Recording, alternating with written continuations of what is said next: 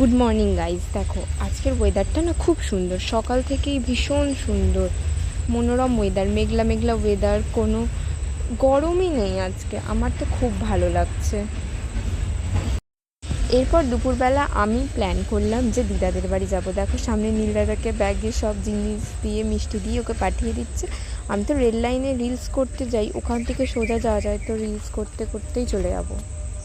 দেখো গাইস, প্রচুর প্রচুর বৃষ্টি পড়ছে। মা ছাতা ধরে আছে, নীল দাদা তো আগে আগে চলে গেছে। জল পড়ে পুরো ক্যামেরাটা ভিজে যাচ্ছে আর আমার হিচকি উঠছে। আজকে জল আনা হয়নি, আজকে হিচকি উঠছে। আমি ভিডিও করতে করতে পুরো ভিজে গেছি, প্রচুর জোর বৃষ্টিটা এসে গেছে। তাও আমি ভিডিও করা ছাড়ছি না, রিলস তো করতেই হবে। আর আমার এখন হিচকি উঠছে খুব, আমি জলও পাচ্ছি না খেতে। দেখো কত বৃষ্টি হচ্ছে বাইরে।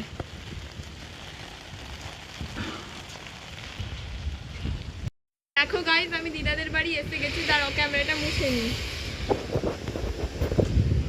আমি দিদাদের বাড়ি এসে গেছি, এসে তো ভিজে গেছি পুরো, তাই জামাটা চেঞ্জ করে দিয়েছি, জামা প্যান্ট। আর তোমরা দেখতে পাচ্ছ একটা শিশু কাজ করছে।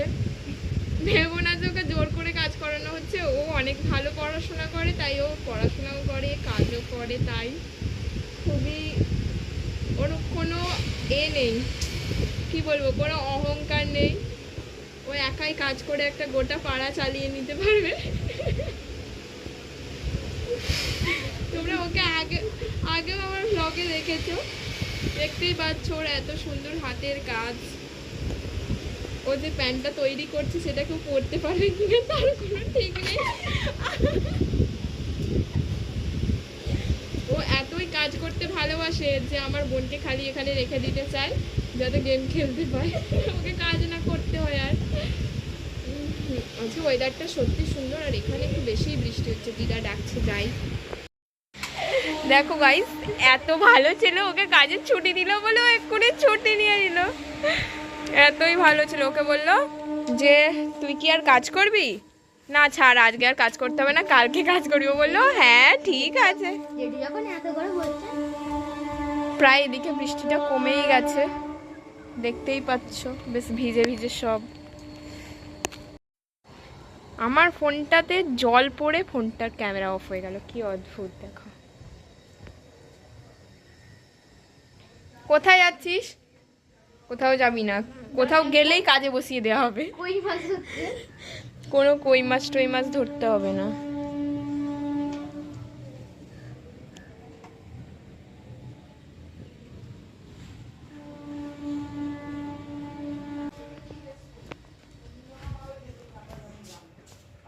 তারপর তো আমি আবার রেডি হয়ে গিয়েছিলাম বাড়ি যাওয়ার জন্য। ততক্ষণে তোমার জামা প্যান্ট শুকিয়েই গিয়েছিল, তো যেতে যেতে আবার ভিজে যাব।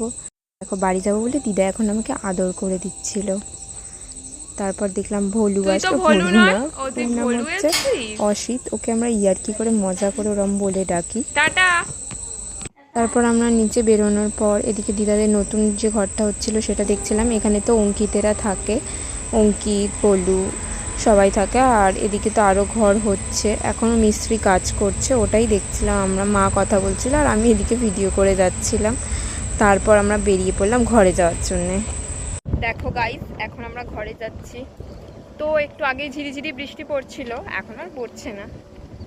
আমরা আবার রেল লাইন ধরে এটাই চলে যাচ্ছি। নীল দাদা তো তখনই সাইকেল নিয়ে চলে গেছে, বোন তো কালকে সাইকেলটা রেখেই চলে গেছিল। এখন যাচ্ছি, হাওয়াটা বেশ সুন্দর, আজকে ওয়েদারটা সকাল থেকে সুন্দর। আমরা বেরিয়েছি তাই ভিজেছি, সেটা আমাদের দোষ। ঘরে থাকলে তো ভালোই লাগতো। বাবা একা দোকানে আছে, এবার আমাকেও গিয়ে দোকানে থাকতে হবে। তবে আগে আমি গিয়ে কিছু খাবো, আমার খুব খিদে পেয়ে গেছে। দিদা তো খেতে দিচ্ছিল, শুধু দই মিষ্টি খেয়েছি, আর খেতে দেবে বলেছিল, কিছু খাইনি। আর বলেছে যাওয়ার সময় চাউমিন কিনে নিয়ে চলে যাবি, পয়সা দিয়েছে দিদা আমাকে। চাউমিন কিনবো কোথায়, রেল লাইনে কে চাউমিন বেচে, তাই জন্য ঘরে গিয়ে যা রান্না করা আছে ওটাই খেয়ে নেবো আপাতত। এখন দোকানে বসতে হবে, না হলে বাবা বকবে আবার। দেখো ওয়েদারটা বেশ সুন্দর। দেখো এখানে যখন বিকেলবেলা ভিডিও করতে আসি তখন বেশ ওয়েদার মানে ক্যামেরাটা ভালো আসে, ওয়েদারটা তখন উজ্জ্বল থাকে। এখন তো অন্ধকার অন্ধকার হয়ে গেছে, 6:18 বাজে। মালগাড়ি দাঁড়িয়ে আছে ওই লাইনে। অনেকজন তো কমেন্ট করে রিলসে যে ট্রেন চলে আসবে, রেল লাইনে ভিডিও করছে। তো এই লাইন দিয়ে ট্রেন যায় না, এখনও ট্রেন চলেনি, মানুষজন চলাচল করে। কালকে তো একটা মিনি ব্লগ বানিয়েছি, তো সেটা আমি নতুন চ্যানেলে ছাড়বো, এই চ্যানেলে নয়। ওই চ্যানেলটাতেও ছোটো ছোটো ব্লগ দিই, ওটাই লং ভিডিও তো দিই না, আর এটাই সব লং ভিডিও ছাড়ি, শর্টসও ছাড়ি। ওটা আমার শর্টসেরই চ্যানেল, লেখা আছে তো শিল্পা শর্টস। এই চ্যানেলে তো আমি এখনও ওই চ্যানেলটার কথা বলিনি, হয়তো বলেছি কখন কীভাবে আমি ভুলে গেছি। তো তোমরা চাইলে ওই চ্যানেলটাও দেখতে পারো, ওই চ্যানেলেও আমি শর্টস ছাড়ি, অনেক শর্টস ছাড়ি।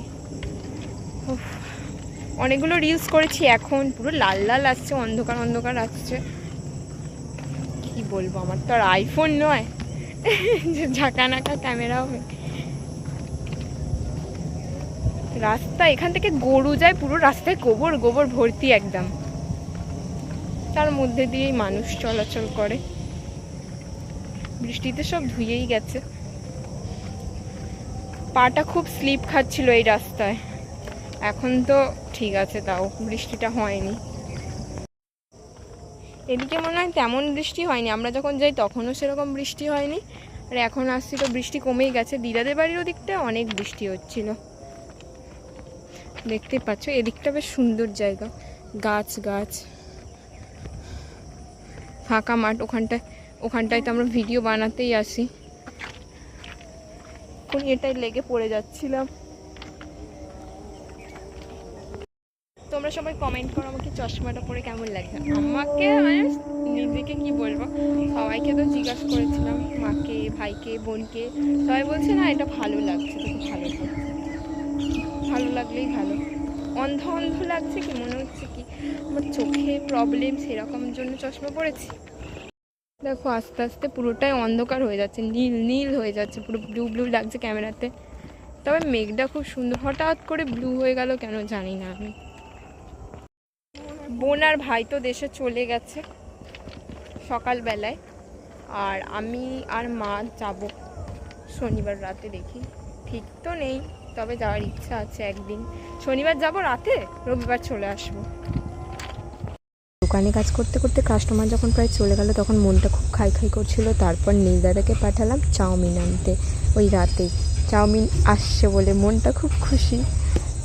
তারপর চাউমিন এসে গেল, দিদা তো বিকালেই বলেছিল যে চাউমিন খাবি, পয়সা নিয়ে যা। তো সত্যিই চাউমিনটা শেষ পর্যন্ত খাওয়া হলো। মা তো প্রায় বানিয়ে দেয় চাউমিন, তো আজকে কিনে নিয়ে আসলাম, মাঝে মাঝে কিনেও নিয়ে আসি।